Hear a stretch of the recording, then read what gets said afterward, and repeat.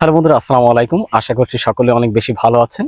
আমরা গত ক্লাসে শিখেছিলাম কিভাবে আমরা প্রেজেন্ট ইনডিফিনাইট টেন্সটা ব্যবহার করে হাজার হাজার সেন্টেন্স গঠন করব। তারই ধারাবাহিকতায় আজকে আমরা শিখব যে আমরা পাস্ট ইনডিফিনাইট টেন্সটা ব্যবহার করে কিভাবে আমরা হাজার হাজার সেন্টেন্স গঠন করতে পারি এবং আমাদের রিয়েল লাইফে এই পাস্ট ইনডিফিনাইট টেন্সটা আমরা কিভাবে ব্যবহার করতে পারি সেইটা আমরা শিখব। তো প্রথমে আমাদের যেটা জানতে হবে সেটা হচ্ছে স্ট্রাকচার। কারণ স্ট্রাকচার ছাড়া কিন্তু আমরা খুব বেশি সেন্টেন্স গঠন করতে পারবো না, আর স্ট্রাকচার ছাড়া কিন্তু আমরা বুঝতে পারবো না আসলে কোনটা কোন টেন্স। তো একবার যদি আমরা স্ট্রাকচারটা আমাদের মাথায় সেট করতে পারি, যে কোনো টেন্স হোক না কেন সেগুলোকে আমরা খুব সহজে কিন্তু আমাদের প্রতিদিনের লাইফে ব্যবহার করতে পারবো এবং আমরা এইগুলোকে খুব সহজে চিনতে পারবো। এই জন্য মূলত আমাদের স্ট্রাকচারগুলো একটু জানতে হয়। তো চলুন প্রথমে আমরা পাস্ট ইনডিফিনাইট টেন্সের স্ট্রাকচারটা জেনে নিই, এরপরে হচ্ছে আমরা প্র্যাকটিসের মাধ্যমে এটাকে খুব সুন্দরভাবে বোঝার চেষ্টা করব। তো স্ট্রাকচারটা হচ্ছে আমাদের subject plus verb two plus object, এইটা হচ্ছে আমাদের স্ট্রাকচার। আমরা ভার্ব টু কে অনেক সময় কিন্তু ভার্বের পাস্ট ফর্ম বলি, ঠিক আছে। তো চলুন আমরা কিছু উদাহরণের মাধ্যমে প্র্যাকটিস করি। তো ধরুন বললাম আমি কাজটি করেছিলাম, আমি কাজটি করেছিলাম। এই যে কথাটা আমি কাজটি করেছিলাম, এটা কি প্রেজেন্টের কোনো কথা? এটা কিন্তু কোনো প্রেজেন্টের কোনো কথা না, আবার এটা কিন্তু কোনো ফিউচারেরও কথা না, তাই না? আমি কাজটি করেছিলাম মানে একটা সময় আমি করেছিলাম, এটা কোনো প্রেজেন্টের কথা না এবং ফিউচারের কথাও না।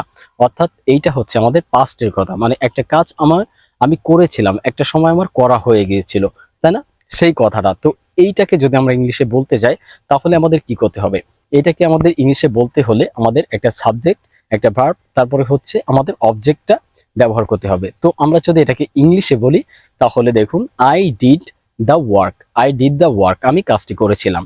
অর্থাৎ আমরা এখানে আই কে সাবজেক্ট হিসেবে ব্যবহার করেছি, মানে আমি কাজটি করেছিলাম, আমি হচ্ছে সাবজেক্ট। এরপরে হচ্ছে ডিড, ডিডটা হচ্ছে ডুর পাস্ট ফর্ম, অর্থাৎ আমাদের ভার্ব টু, তাই না?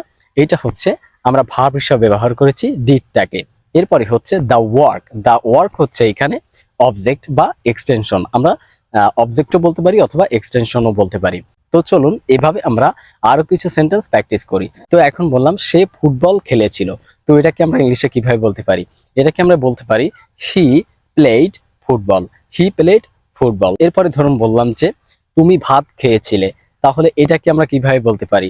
You ate rice, you ate rice, তুমি ভাত খেয়েছিলে। এরপরে ধরুন বললাম যে আমি রাতে ঘুমিয়েছিলাম, তো এটাকে আমরা কিভাবে বলতে পারি?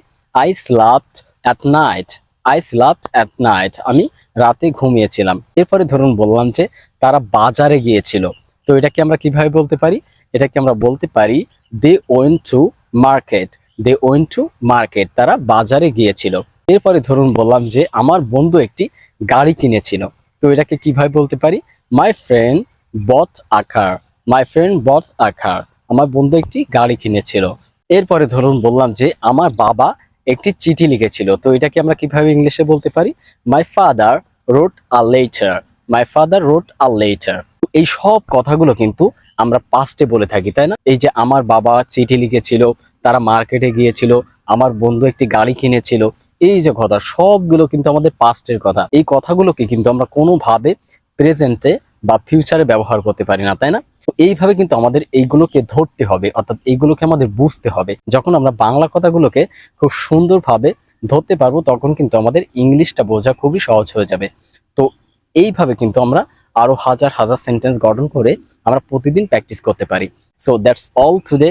Thank you watching me and thank you being with me. See you next time. আসসালামু আলাইকুম।